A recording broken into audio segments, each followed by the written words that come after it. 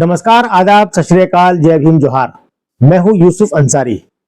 एक बहुत ही महत्वपूर्ण खबर के साथ मैं आपके सामने हाजिर हूं।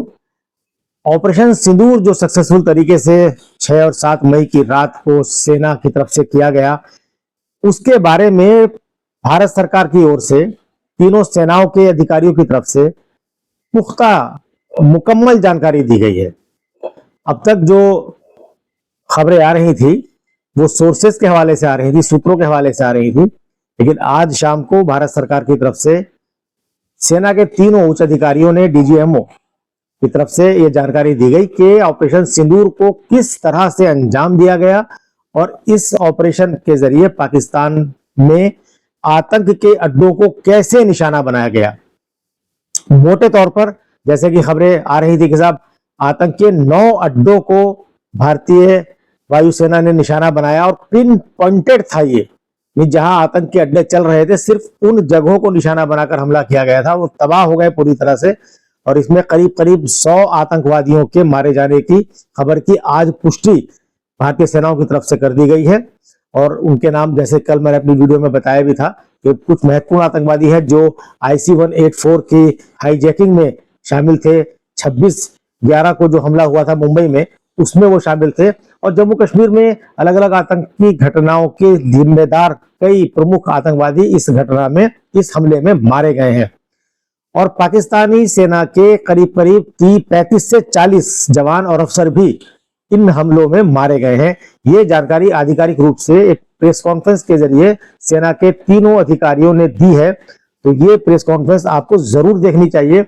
इससे आपको पता चलेगा कि एक्चुअल में ऑपरेशन सिंदूर को किस तरह अंजाम दिया गया और उसकी तस्वीरें भी सेना ने शेयर की है। तो फर्जी खबरों को छोड़कर, फर्जी तस्वीरों को छोड़कर, फर्जी वीडियो को छोड़कर आप ये असली तस्वीरें देखिए और सेना के अधिकारियों के मुंह से खुद सुनिए कि किस तरह से ऑपरेशन सिंदूर को उन्होंने जिम्मेदारी के साथ अंजाम दिया।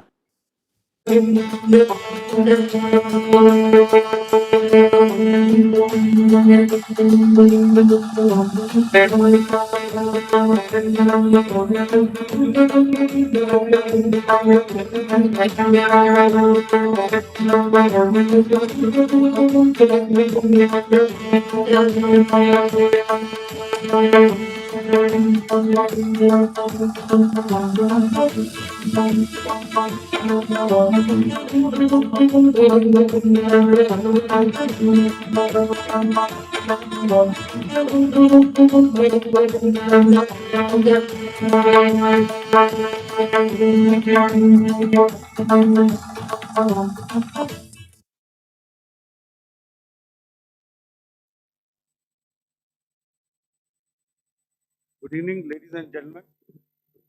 Jai Hind.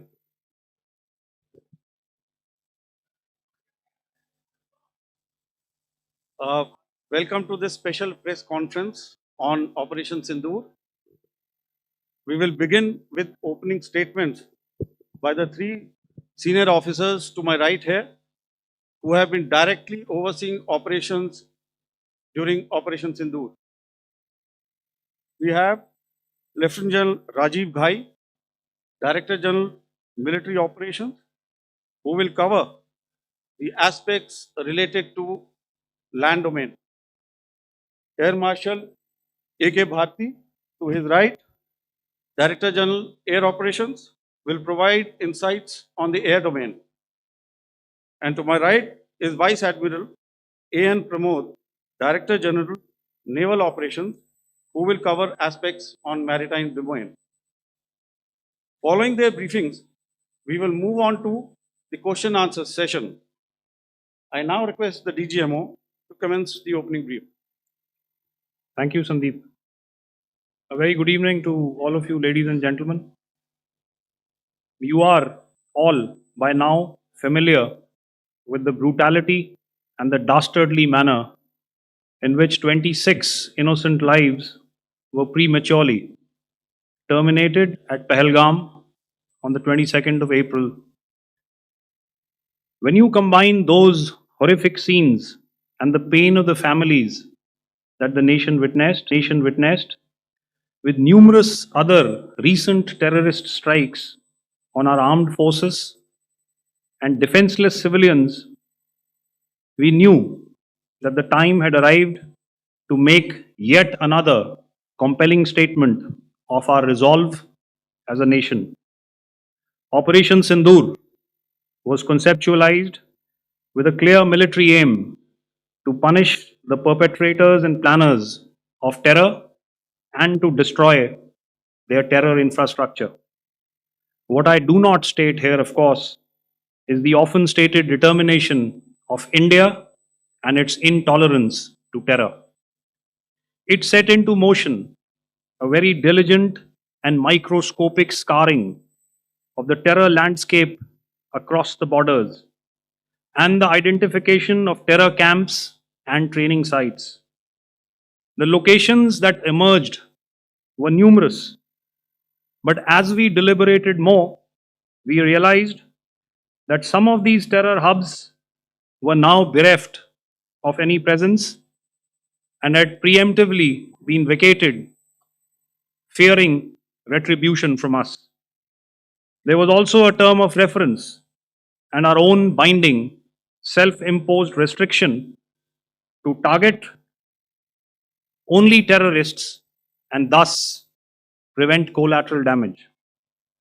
There were 9 camps that you are now all familiar with, which were confirmed by our various intelligence agencies to be inhabited. Some of these were in POJK, while there were others that were located in the Punjab province in Pakistan. Nefarious places such as Muridke, the hub center of the Lashkar-e-Taiba, has over the years bred infamous characters such as Ajmal Kasab and the likes of David Headley. What followed was a careful scrutiny of each of these sinister locations, their layout, configuration, even the type of construction in each structure, and the terrain obtained around these. This was with an obvious intent to deduce and identify the exact vector that was required for their neutralization, as also the eyes in the sky that we would send up to ensure that we brought back evidence that we had indeed targeted what we set out to. The precise images of these engagements on that fateful and historical night have already been showcased during the first press statement on the 7th of May that was helmed by our Foreign Secretary. I have no doubt in my mind that we achieved total surprise, and those strikes across those 9 terror hubs left more than 100 terrorists killed, including high-value targets such as Yusuf Azhar, Abdul Malik Rauf, and Mudassir Ahmed that were involved in the hijack of IC-814 and the Pulwama blast. The line of control was also violated soon after by Pakistan, and the erratic and rattled response of our enemy was apparent from the number of civilians, inhabited villages, and religious sites such as Gurudwaras that were unfortunately hit by them, leading to a sad loss of lives. The Indian Air Force played a major part in these strikes by engaging some of these camps, and the Indian Navy provided wherewithal in terms of precision munitions. The Indian Air Force obviously had their assets up in the sky, and I will here request Air Marshal Bharti, the Director General of Air Operations, to detail for you the methodology that the men in blue adopted to successfully manifest this mission. Thank you, Rajiv. A very good evening, ladies and gentlemen. It indeed is a difficult time that we have to come here like this and brief you.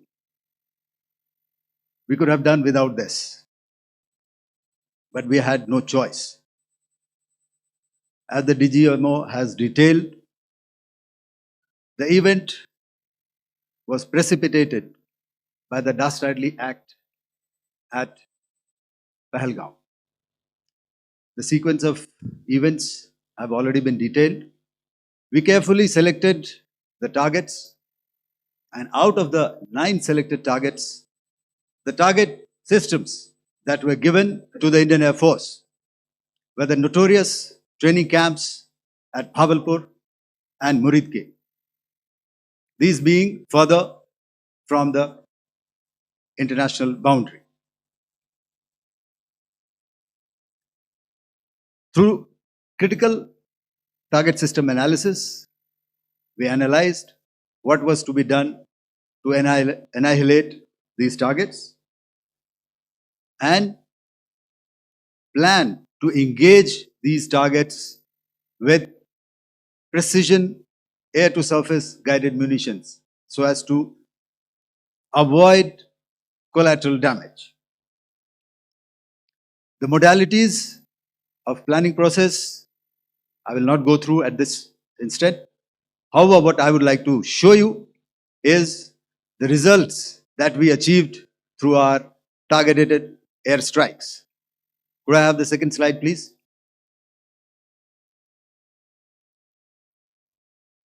Yeah, change, please.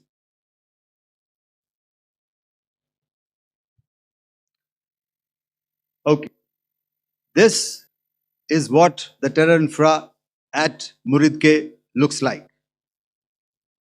If you see, north is as indicated, and to the right is east, where the international boundary lies. Could we have the next slide, please?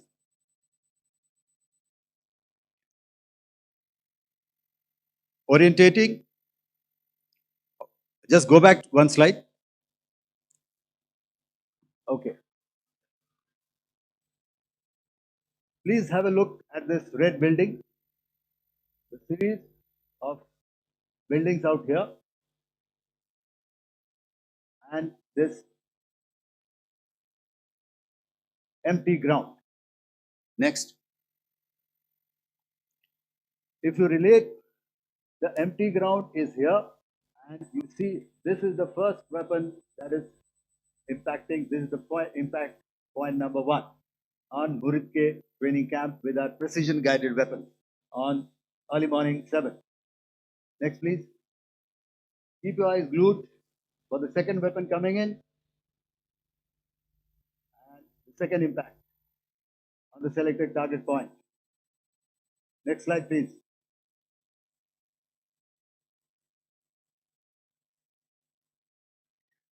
Third weapon, third impact. Continue. And fourth weapon, fourth impact. So through these targeted and precision targeting, we addressed the target at Muridke, which was the training infrastructure. Can you hear me? All right. Okay, I'll come closer to the mic. Now we go to the next target, which is the Bhavalpur training camp. Next slide, please. Okay, just wait. So the effect, if you see, the impact point, if I can point out, this is the impact point. The ammunition has gone through the roof and it has created a blast inside, the photographs of which you would have, all of you would have seen. And the red building, after that, there was this double-story building. It has been completely decimated by our precision targeting. Next, please. The target system, which was in the north, a series of buildings. I'll show you how it looked. Next. Completely destroyed by our precision targeting. Next. Now coming to Bhavalpur, this is the target complex that we are dealing with, a fairly large target complex. So we had to carefully choose the points that we needed to address, which were high value and which would meet our stated objectives of eliminating the terrorists. I would like to draw your attention to this red canopy And in relation to that, I would cover the targets. One target system is a series of buildings here, other one here, and other one out here. Next slide, please. This is how it looked before, and this is how the building looked after the impact of the weapon. And orientation in relation to this red canopy, you can see here. Next, please. Before, next, and after. The roofs have completely collapsed. Next. This is the target system. Next. Precision targeting, and we have achieved our objectives here. Next. All right. So that was what we did on the 7th. Our objective was to address these two terrorist camps, and that we did with precision. And thereafter, we maintained a robust air defense posture, because remember, our objective was to target the terrorists and terrorist infrastructure, not any other infrastructure, not the Pakistani military, not the Pakistani any other infrastructure. So that is what we have maintained on the 7th of May. However, what we saw in the evening of 7th of May, we were saturated with a raid of Pakistani unmanned aerial vehicles and small drones. And these came in waves in our civilian areas, over our military installations, and all of them were successfully intercepted. Few of them did manage to land. However, there was not much damage that they did. And we have our robust counter-US hard kill and soft kill systems which did the job. However, the difference here was that we had targeted the terrorists. The adversary now has targeted our civilians and the military infrastructure. So it had to be responded to. So in a quick and calibrated response, that very night, we struck their radar installations at Lahore and close to Gujranwala, the LYT installation, to indicate to him that we are ready, yet we do not want to escalate. Our fight was with the terrorists and not with the Pakistani military establishment. Thank you. Thank you, Air Marshal Bharti. So, ladies and gentlemen, he's outlined operations not only on the night of 6th and 7th of May, when Operation Sindoor commenced, but also on the subsequent night. Being well aware and familiar with the congenital and impulsive nature of our adversary, and even though we did attempt to reach out and communicate our compulsions to strike at the heart of terror to my counterpart in the immediate wake of Operation Sindoor, the request was brusquely turned down, with an intimation that a severe response was inevitable and in the offing. We were, of course, prepared. Operations on the 7th and the 8th, Air Marshal Bharti spoken about. On the night of 8th and 9th of May, they flew drones and aircrafts into our airspace all across the borders and made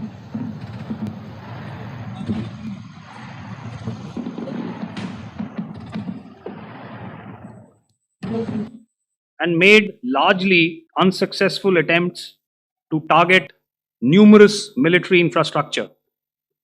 Violations on the line of control by Pakistan also commenced yet again and precipitated into fierce arty engagements. The air operations on the night of 8th and 9th of May, I'll yet again request the DG Air Operations to cover.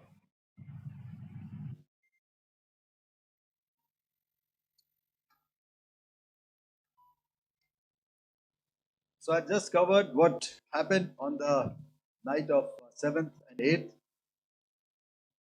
What we found that on the night of 8th and 9th, starting as early as 22:30 hours.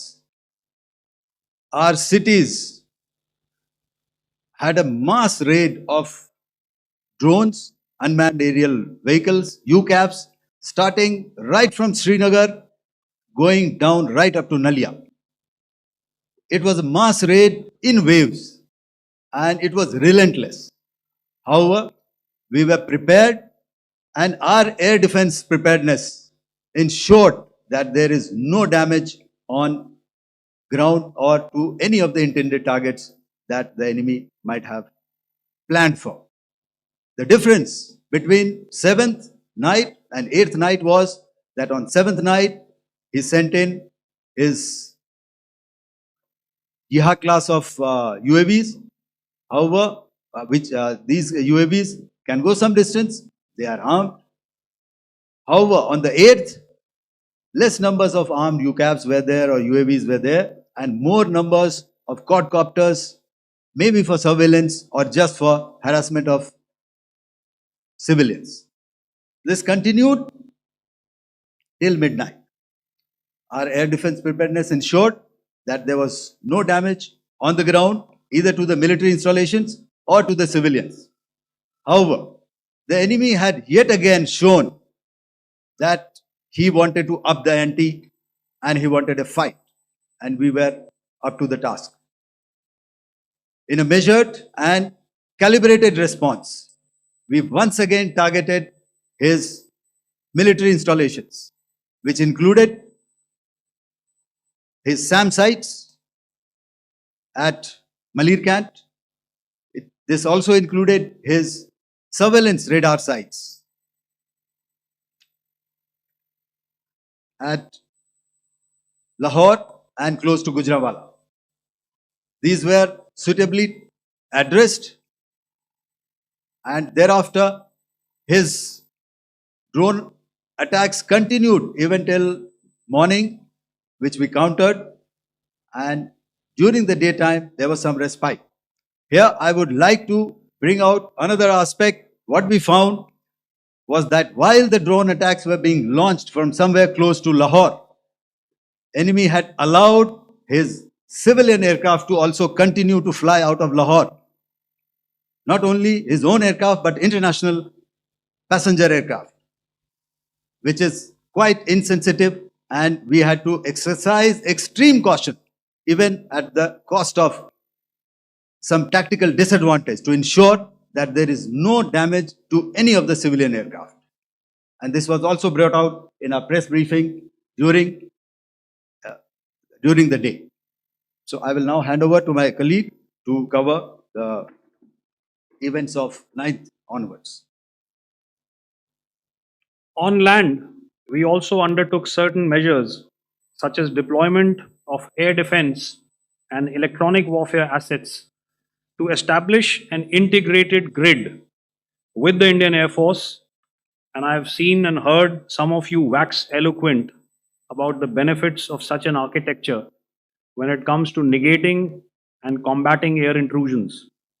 We also carried out deployment to include movement of our forces in the land, sea, and air domains.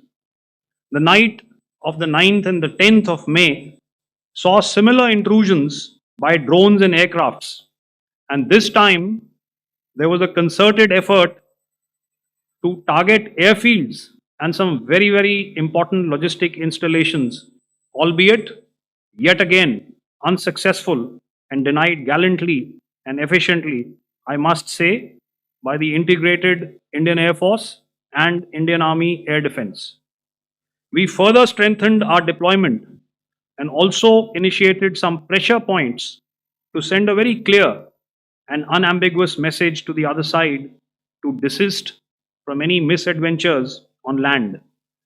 Some of the airfields and dumps saw repeated attacks in waves from the air. All were thwarted. The Pakistan Army has reported to have lost approximately 35 to 40 personnel in artillery and small arms firing on the line of control between the 7th and the 10th of May. What the other side had probably also not reckoned with was the speedy and precise turnaround and hit back by the Indian Air Force. And I will yet again ask Air Marshal Bharti to speak about these significant and game-changing strikes. I will thereafter request Vice Admiral Pramod, my colleague and Director General of Naval Operations, to tell us about some very telling naval maneuvers in the Arabian Sea that exerted pressure on the night of 9th and 10th of May. Over to you, sir.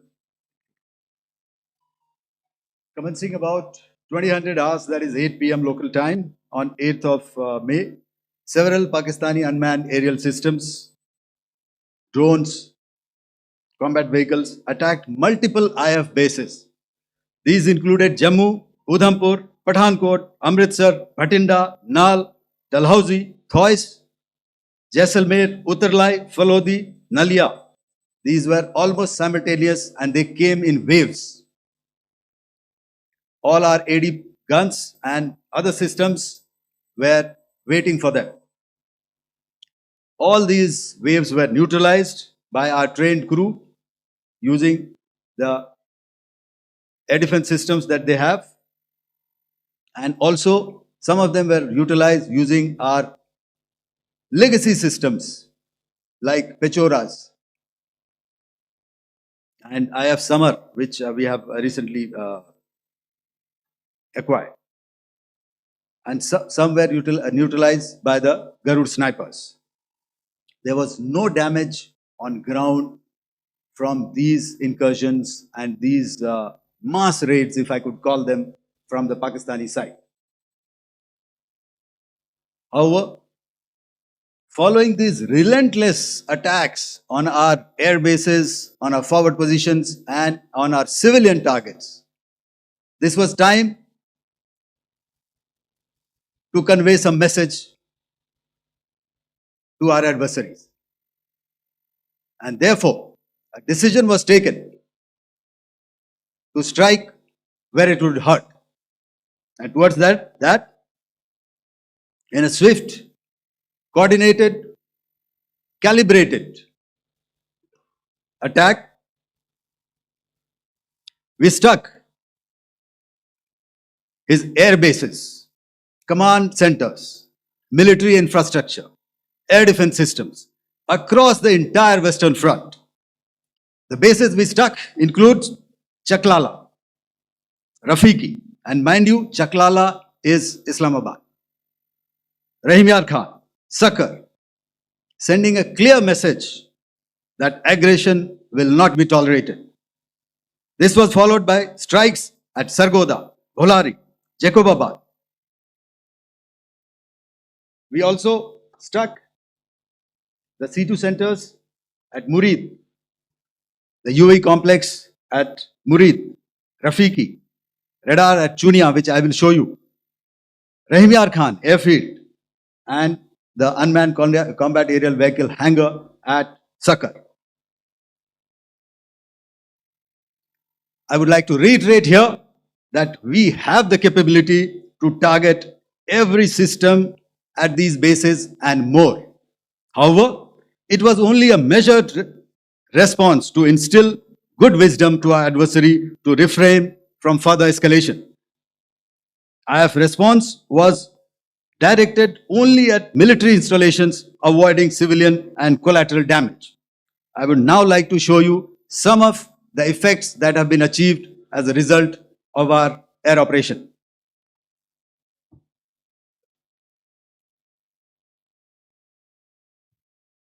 Here is the Pasroor air defense system. If you could see, zoomed up view. This is the radar mounted on a high tower. And after the strike,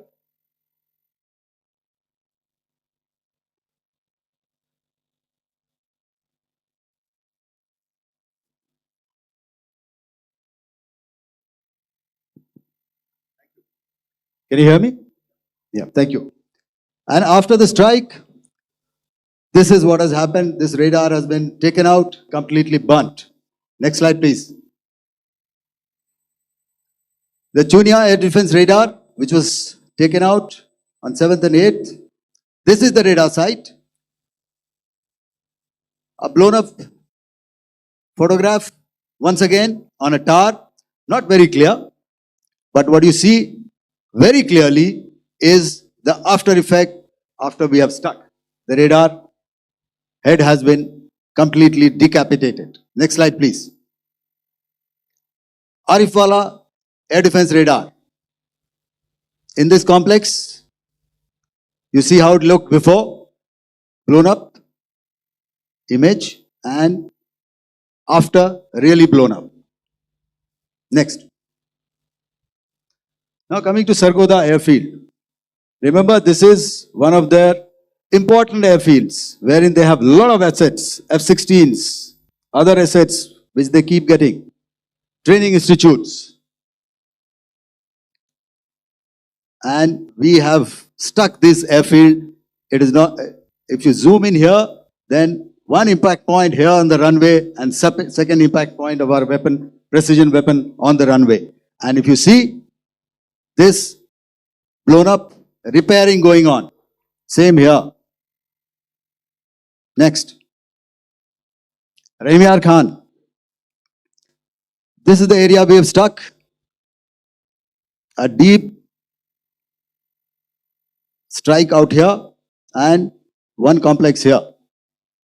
So this is how it looked before, and same, you see a big crater, another crater here, and this complex after strike neutralized. Next.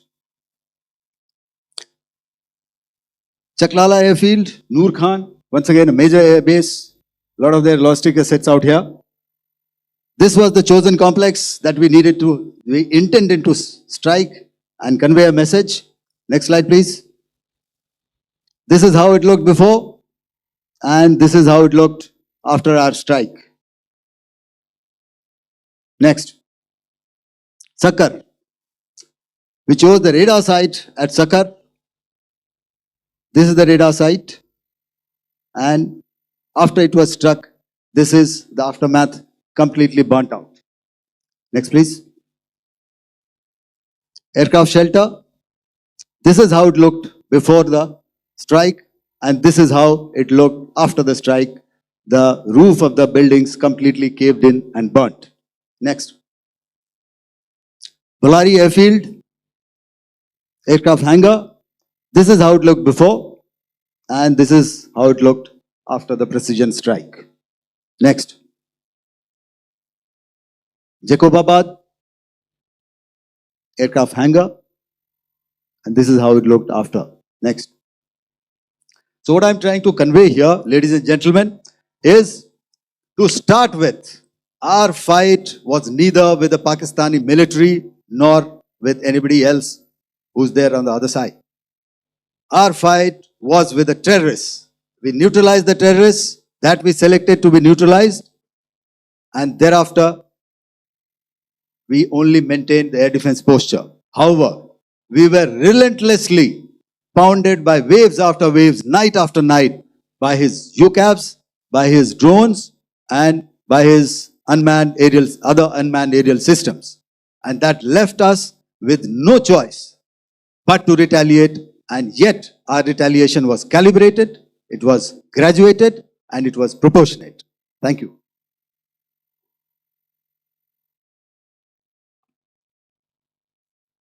Good evening, ladies and gentlemen.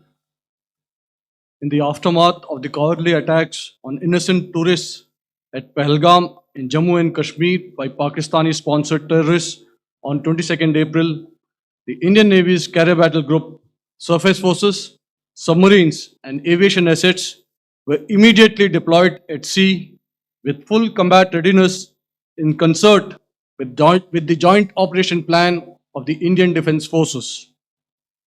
You may be aware that we tested and refined tactics and procedures at sea during multiple weapon firings in the Arabian Sea within 96 hours of the terrorist attack. The aim was to revalidate our crew, armament, equipment, and platform readiness to deliver various ordnance on selected targets precisely. Thereafter, our forces remained forward deployed in the Northern Arabian Sea in a dissuasive and deterrent posture with full readiness and capacity to strike select targets at sea and on land, including Karachi at time of our choosing. The forward deployment of the Indian Navy compelled Pakistani naval and air units to be in a defensive posture, mostly inside harbors or very close to the coast, which we monitored continuously. The Indian Navy maintained seamless maritime domain awareness throughout the duration and was entirely aware of the location and movement of Pakistani units. In effect, we had and continue to have good battle space transparency using our maritime domain awareness grid. As you are aware, our response has been measured, proportionate, non-escalatory, and responsible from day one. Accordingly, the calibrated approach considered all options, including the ability of the Indian Navy for offensive action from and at sea. As part of this escalation control mechanism, the application of force by the Navy was planned in a synchronized manner in coordination with the Army and Air Force, the highlight being teams from the three services working closely in an integrated manner.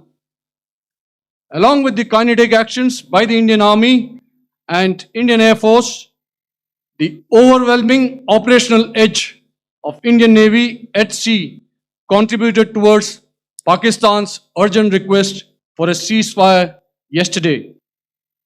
As we speak, Indian Navy remains deployed at sea in a credible deterrent posture to respond decisively to any inimical action by Pakistan or Pakistan-based terrorists. Thank you. Samno Varna, Jai Hind. Now I'll hand over to Director General Military Operations for further proceedings. Ladies and gentlemen, on the 10th of May, in the morning, even as we were getting into a huddle to wargame the events of the previous night, a routine exercise, I received a message on hotline from my counterpart in Pakistan seeking my willingness to communicate. Since our initial aim was to strike at terror camps, and all our actions in the subsequent days were in response to the intrusions and violations by the Pakistan Air Force and its army, it was decided that I would indeed speak with my counterpart.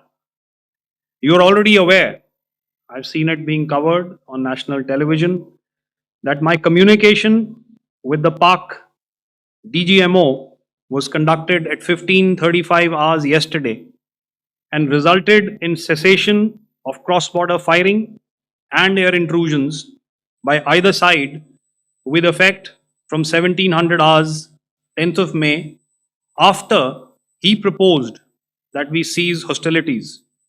We also decided to further speak on the 12th of May, that's tomorrow, at 1200 hours, to discuss the modalities that would enable the longevity of this understanding.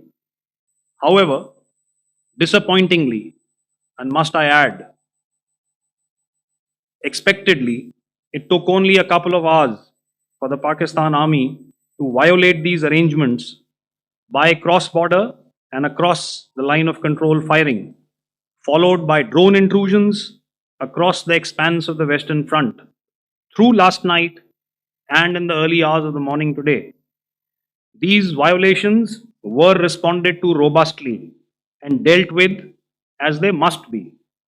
We have earlier today sent another hotline message to my counterpart highlighting these violations of the understanding between the DGMOs on the 10th of May and our firm and clear intent to respond to these fiercely and punitively, if repeated tonight, subsequently, or later. In this regard, I must inform all of you that the Chief of Army Staff has earlier today conducted a security review and has granted full authority to our Army commanders for counter actions in the kinetic domain in case of any violation by Pakistan. In the end, I pay my solemn homage to my 5 fallen colleagues and brothers from the armed forces and civilians who have tragically lost their lives in Operation Sindoor. Our hearts go out to the bereaved families and we express our solidarity to them in this lifetime and beyond at this grave juncture in their lives. Their sacrifices shall always be remembered and spoken of in glowing terms by a grateful nation.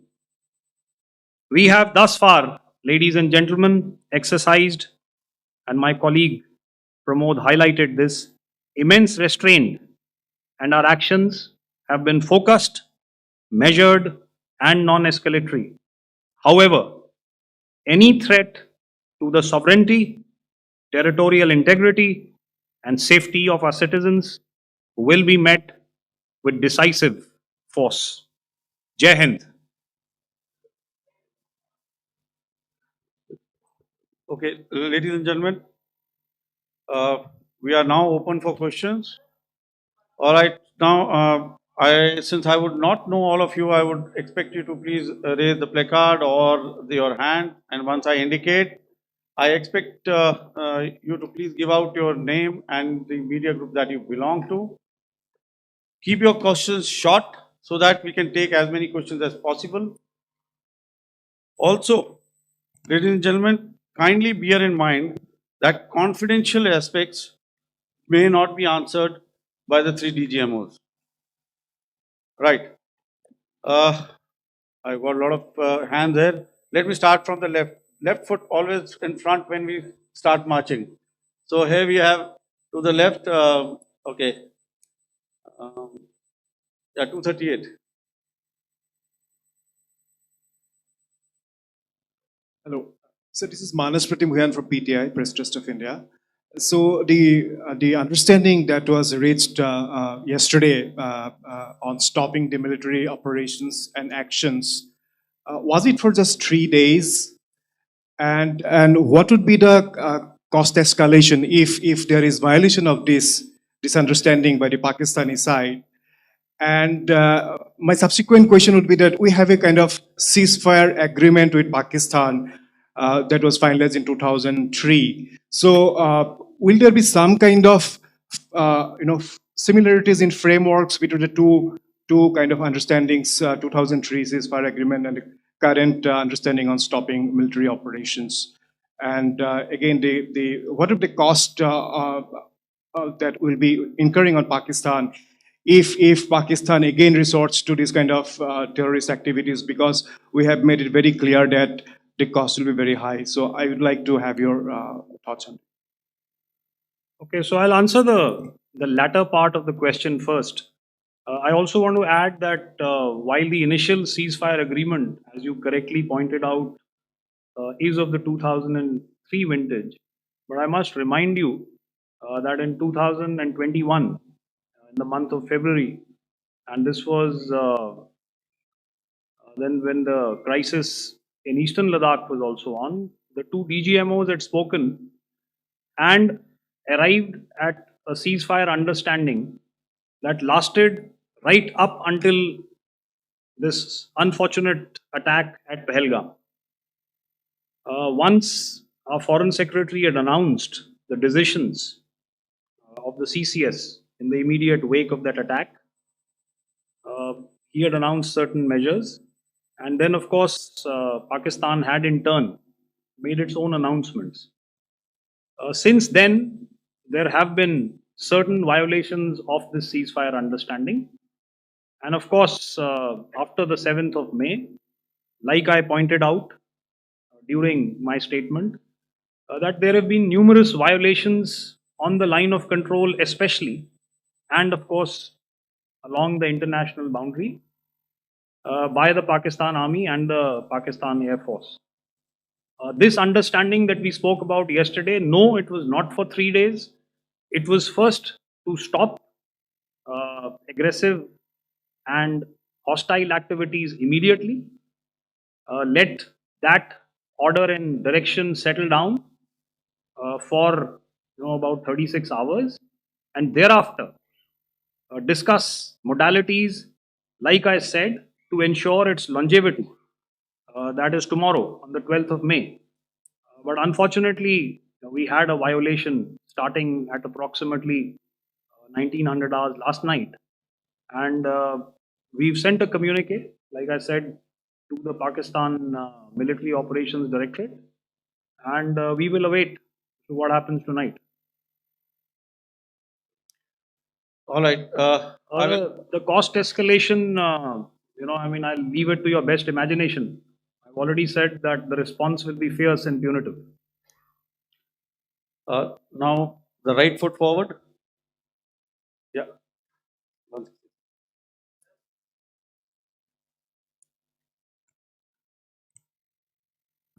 Sir, I'm Ajit Dubey from ANI, sir. Sir, my question is that you talked about the loss of lives to the Pakistan army, that was around 35 to 40 kills secured by the Indian army. Sir, can you tell us what would be the total loss of life to the Pakistan army in both army and air force attacks, sir? And how good was the performance of the BrahMos, Scalp and the S-400 during the operations? And sir, since we have sir, just one No line, multiple sir. questions, please. Sir, All right. and since sir, we have achieved such a spectacular, we have made good achievements in this entire operation. Can we say that we have emerged victorious, or we have a big upper hand over the Pakistanis in this entire conflict? Thank you very much, sir. So I'll answer the question about the loss of lives on the other side. Of course, there are various means to ascertain that number. There is information from various agencies that come in. There are, of course, on the line of control, other ways to find out as to what has been the effect of what you are doing there in ceasefire violations. So therefore, I mentioned 35 to 40 on the line of control, and please remember that once Operation Sindoor was launched, the responses of the Pakistan Army were also on Indian Army or the Indian Armed Forces infrastructure. Let me put it that way. So that's why I did not cover casualties of the Pakistan Army, at least in the initial phases of battle, because those were not our targets. Our targets were terror oriented. And of course, later, once they launched air intrusions and air operations on our infrastructure, we've used heavier weapons, and of course, there would have been casualties, but those are still being assessed. The effects of the weapons that you mentioned, I will request Air Marshal Bharti to apprise all of you about those. Okay. Sometime. I never mentioned about any of the weapons that we use. Check. Okay. What I was saying, that I never mentioned of any of the weapons, the caliber that we used. All right. So we'll leave it at that. Those are matters of operational details which I would not like to go into. But suffice to say that whatever methods and whatever means we have chosen, it had the desired effects on the enemy targets. How many casualties? How many injuries? Well, to start with, our aim was not to inflict casualties, but in case there have been, it is for them to count. Our job is to hit the target, not to count the body bags. The last part of your question, I wonder if you read out the tweet on ADG-PI at midnight once we'd done what we had to in Operation Sindoor. And that's credit to my friend here on the left. Justice has been served, Ajit. That is all that I will say. Ajit, no, I'll request you to, refrain putting words into his mouth. All right. Yeah, I'll come back to the left. 147. Sorry, 47. No, one more. 47. Did I see it here or? Yeah. Good I evening, saw it there. gentlemen. Sorry, 147. I saw it there. Sorry. Yeah. Since I've already said 147. Start, please. Hi, sir. Good evening. This is Shivam Patel from Reuters News Agency. Thank you for giving me the opportunity. My question, sir, is how many military targets did Indian Armed Forces strike in Pakistan in response to the attacks from Pakistan? How were these targets selected? And how many troop casualties have been there in total on both sides, if you give details? I'm sorry, where are you? I haven't Yeah, spotted his. he's to the Yeah. right side. Can you just repeat that for me, please? Sure, sir. So my name is Shivam Patel. I'm from Reuters News Agency. My question is, how many military targets in total did the Indian Armed Forces strike in Pakistan in response to the attack from Pakistan? How were these targets selected? And how many troop casualties have been there on both sides, if you can? So you're speaking of the targets that I mentioned in the wake of the attack at Pahalgam, right? Yeah, I think it's amply clear to everybody here that the Pakistan army has not crossed the international boundary, neither in the plain sector nor on the line of control. So the intrusions have been in the air. There have been certain attempts on the line of control when ceasefire violations have been on to try and infiltrate and carry out and perpetrate activities that we are all very well familiar with. Whether these are by terrorists or by the Pakistan army or its special forces and commandos is difficult to say, but each of these have been effectively thwarted. So therefore, as far as engagements of military targets on the other side is concerned, I thought Air Marshal Bharti covered those very well and in detail. And he also mentioned as to how they went about targeting those. I think those images were very clear and very, very graphic in telling us as to what we needed to hit. And you'll remember right at the outset, I said that we even went into what was the construction in each of these locations and therefore decided on the vector that had to be utilized. Please. Okay, if I could add to what the DGMO has said, I have already detailed the targets. Now, whether it is X numbers or Y numbers is that is immaterial. And what damage have we inflicted? You have seen. What are the casualties on the other side? As I said, that is for them to count. As far as we are concerned, from the air defense side, if they had a choice, they would have definitely come in. They are fighters, there are more numbers of UCAVs. It is not that they did not intend to come in. It is only that our robust AD posture prevented them from coming in. So that must be known and that must be realized by all the audience here. Yeah, I'll come to the left now, 24.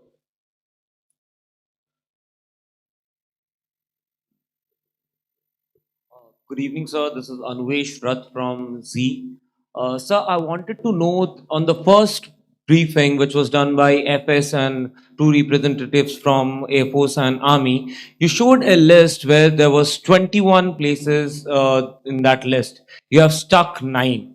Are more operations going to be held? Is Operation Sindoor still on? And the second question, thank you, sir.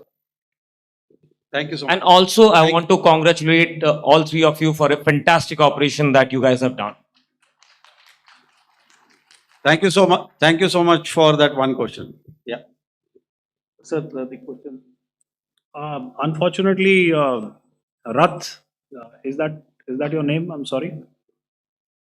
You know, as far as operational details are concerned, I am not in a position to share those right now. But I think I'll take a cue from Pramod. You know, he said towards the end that the Indian Navy is still in a posture that is deterrent. And I have already made it very clear towards the end of what I said that it's only a couple of hours ago that the Chief of Army Staff has carried out a security review and he's authorized our army commanders to deal with violations of any kind from across the borders in a manner that they deem fit. So again, to reiterate, the response will be fierce and it will be punitive.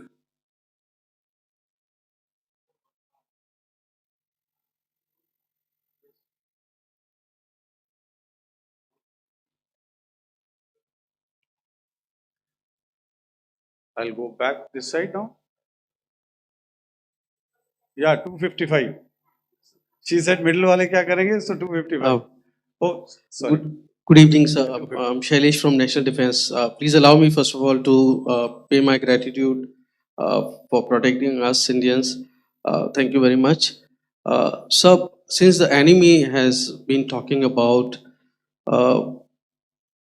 taking down our aerial platforms, it would be deemed fit in case we can reveal that we have taken down their fighter jets. What could be the number? Though you said that they may be not good to reveal the platforms, but since this has come from various quarters in Pakistan, so I believe that we need to answer. In case if you can, sir, if you may allow. Question is for me? Yes, sir. Okay, and if I get it right, you want to know how many of their planes we have down? Yes, sir. Yes, sir. All right. See, as I said, their planes were prevented from coming inside our border. All right. So we do not have the wreckage with us, but definitely we have downed a few planes. Numbers, we would not like to hazard a guess out here. Okay. I have the numbers and we are getting into the technical details of it to establish it. So I would not like to put a figure at this time, but definitely there are losses from their side which we have inflicted. Were they Please don't ask. fourth generation plus, sir? No, See, sir, you're putting words into my mouth. Why do you Sir, say fourth generation? Let us make it high tech. Thank you so much, sir. all right. Yeah, 163.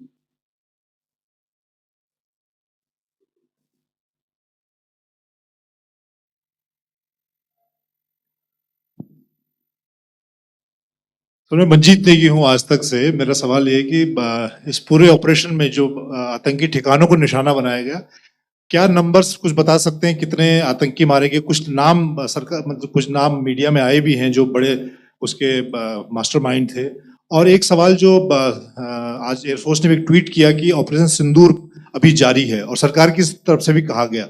और पिछली बार जब विदेश मंत्रालय की press conference पहली हुई थी उसमें वो लिस्ट दिखाई गई थी कि 21 टेरर कैंप आइडेंटिफाई किए गए हैं। तो क्या जो बाकी बचे हुए टेरर कैंप उन पर भी कार्रवाई होगी? और एक नंबर अगर आप बता पाएं कितने टेररिस्ट मारे गए?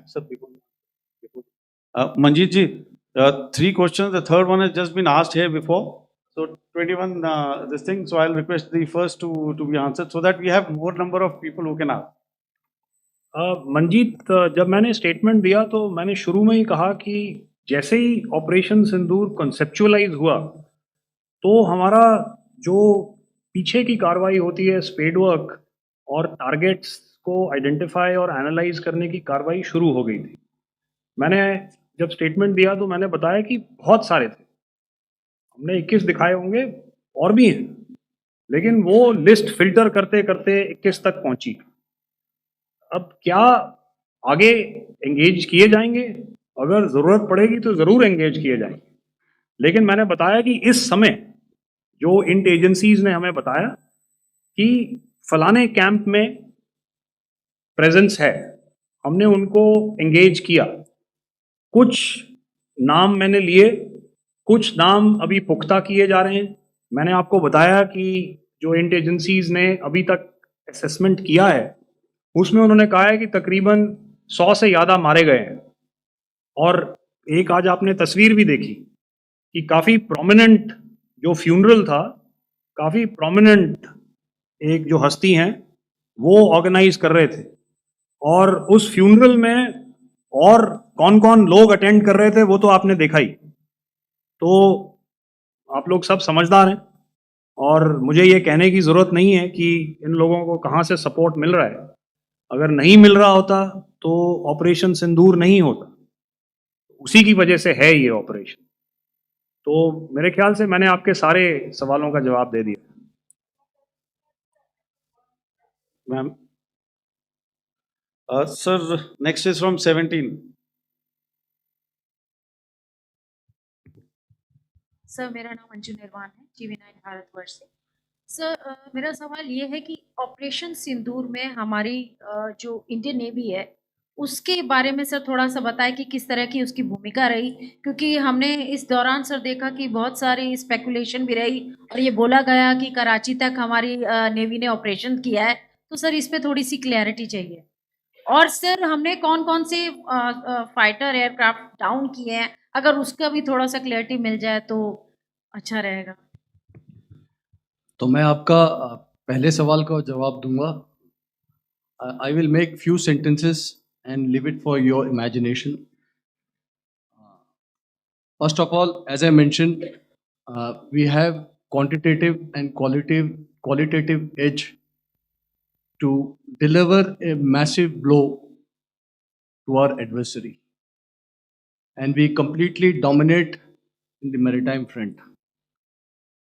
Indian Navy's action is part of the escalation ladder mechanism which we have worked out amongst three services. This time, if Pakistan dare take any action, and Pakistan knows it, what we are going to do. That's all. आपके सवाल का जवाब मैं पहले दे चुका हूं. आपके सवाल का जवाब मैं पहले दे चुका हूं, इसलिए मैं बस उस तक ही सीमित रखूंगा और इतना कहना चाहूंगा कि आने वाले दिनों में आपको खुद ही पता चल जाएगा और ऐसी बातें छुपी नहीं रहती हैं, तो पता चल जाएगा. So at this time, we'll just let it be. Okay, ladies and gentlemen, we have one or two more questions, sir. So, please, they are going to be outside. You can speak to them there also. 104. 104.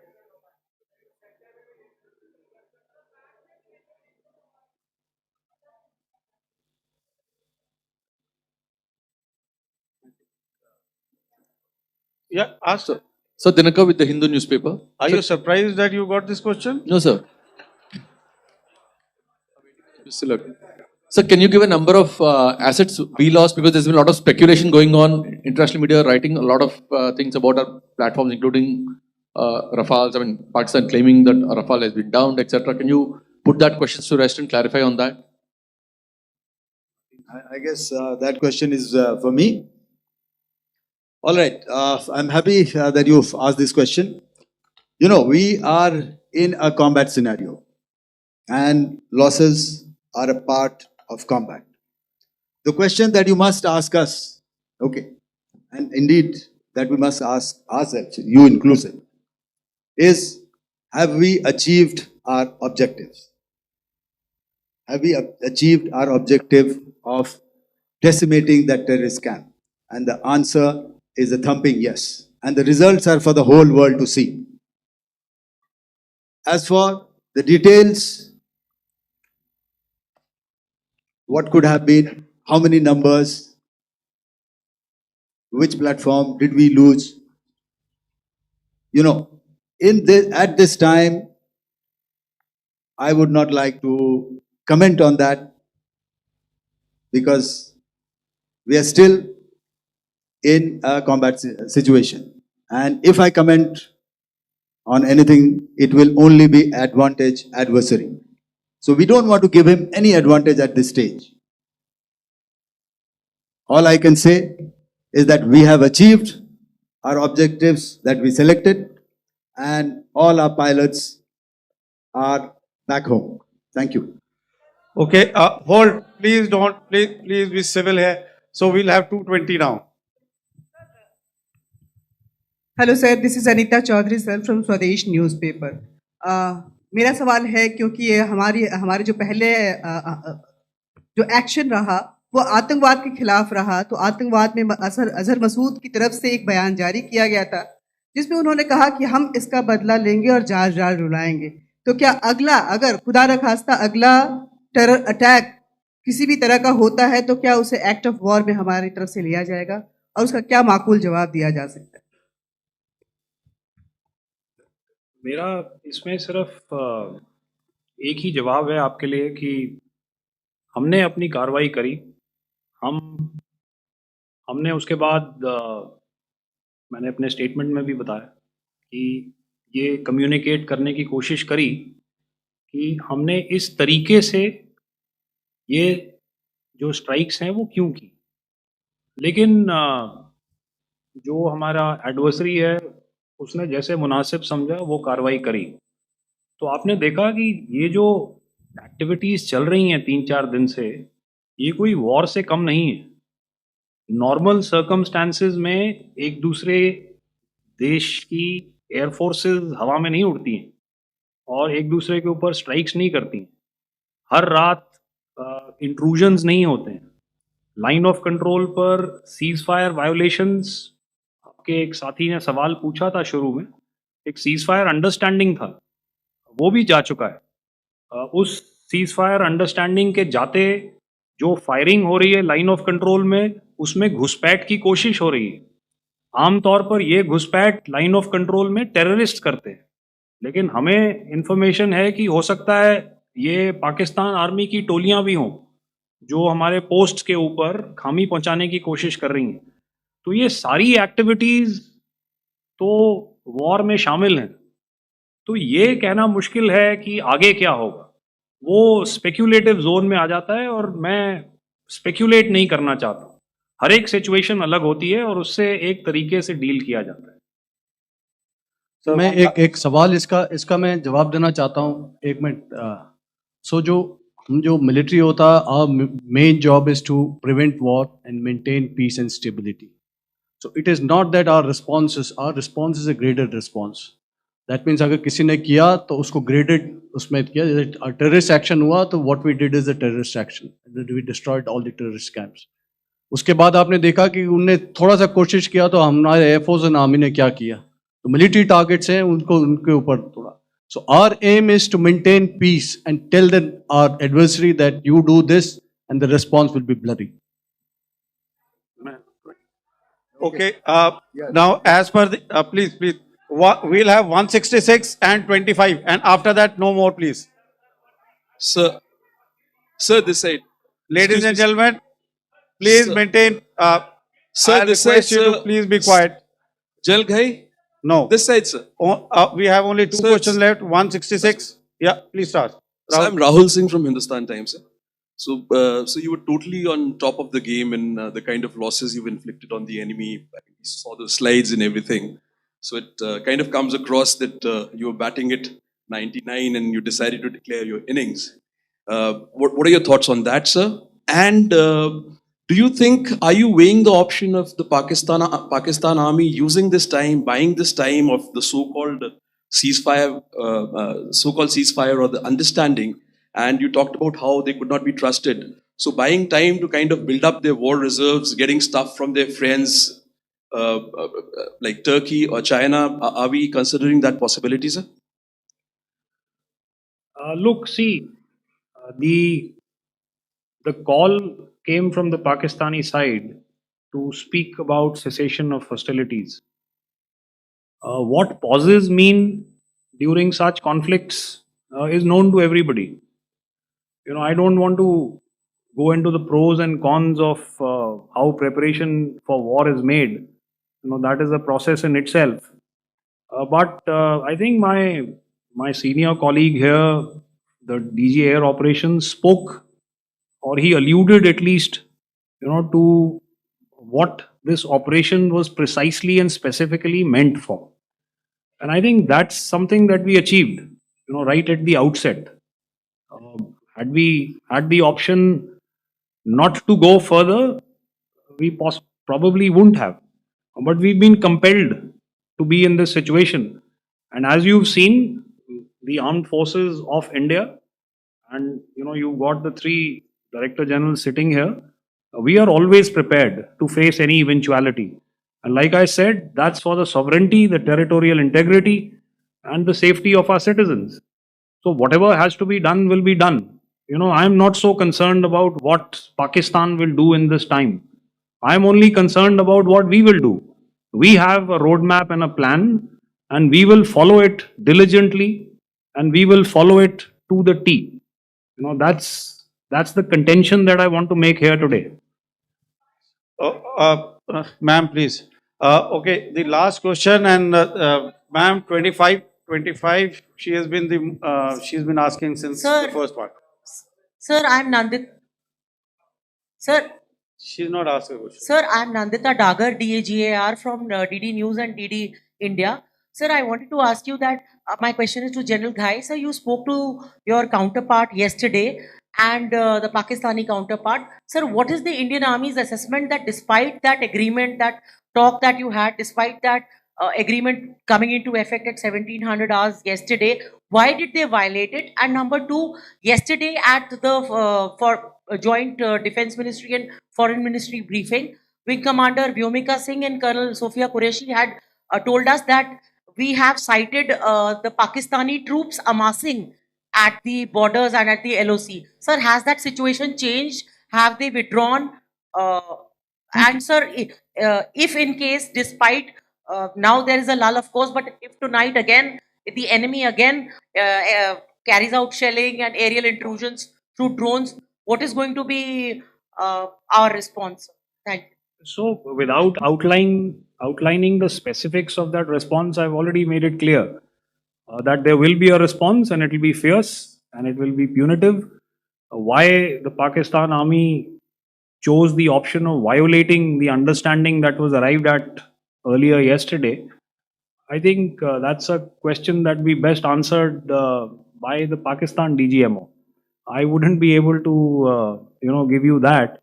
But in situations such as these, and if you go back into any conflict, sometimes these understandings take time to fructify and manifest on ground. But without getting into the reasons, it is our mandate to be prepared at all times, and that we were. It's not as if because there was an understanding we weren't prepared. I must tell you that the armed forces were on a very, very high alert, and they continue to be in that state even as we speak. All right. Ladies and gentlemen, please, ma'am, please. Okay, thank you so much for coming today. Those who have missed asking a question, those who have missed, see, I knew I'll grab this attention from you like this. Those who have missed the opportunity to ask a question can give me a written one. I will definitely get back to you with that. And also, they are they are invited for a cup of tea in my office day after tomorrow. Thank you, ladies and gentlemen, for coming. Thank you. Thank you very much. Jai Hind. Jai Hind. तो देखा दोस्तों, सेना के अधिकारियों ने साफ साफ बताया है कि किस तरह से इस ऑपरेशन को अंजाम दिया गया और पाकिस्तान को कितना बड़ा नुकसान पहुंचा है। और भारत की तरफ से जो ये कार्रवाई की गई है, ये पाकिस्तान के सैन्य ठिकानों को निशाना बनाने के लिए नहीं, या पाकिस्तान के जो आम नागरिक हैं उनको नुकसान पहुंचाने के मकसद से नहीं की गई थी। इसका मकसद सिर्फ एक था कि पाकिस्तान में जो आतंक के अड्डे हैं, जहां आतंकवादियों को ट्रेनिंग दी जाती है, और वहां से ट्रेनिंग लेने के बाद वो आतंकी भारत में आकर अलग अलग जगहों पर आतंकी घटनाओं को अंजाम देते हैं, आतंक फैलाते हैं। और सांप्रदायिक ध्रुवीकरण कराने की कोशिश करते हैं, तो सिर्फ उन अड्डों को तबाह किया गया है और यह भी साफ कर दिया गया है अगर जरूरत पड़ेगी तो और भी निशाना बनाया जाएगा। खुफिया रिपोर्ट के मुताबिक करीब करीब 30 से 32 इस तरह के आतंकी कैंप वहां पर है पाकिस्तान और पाक अधिकृत कश्मीर में जो चलते हैं। और भारत सरकार की तरफ से, सेना की तरफ से ये बात भी साफ की गई है कि अगर जरूरत पड़ेगी तो इसी तरह के पिन पॉइंटेड निशाना बना करके और भी हवाई हमले किए जा सकते हैं अगर पाकिस्तान की तरफ से कोई हमला होता है। और भारत सरकार ने ये साफ कर दिया है, जीरो टॉलरेंस नीति आतंकवाद के खिलाफ जो बनाई है उसमें ये साफ कर दिया है कि अगर पाकिस्तान की तरफ से अब कोई भारत में कहीं पर भी कोई आतंकी हमला होता है तो उसे एक्ट ऑफ वॉर माना जाएगा और उसकी जवाबी कार्रवाई में इसी तरह के हमले किए जाएंगे। तो दोस्तों इस वीडियो में इतना ही, अगली वीडियो में फिर हाजिर होऊंगा किसी और मुद्दे के साथ। तब तक के लिए मुझे दीजिए इजाजत।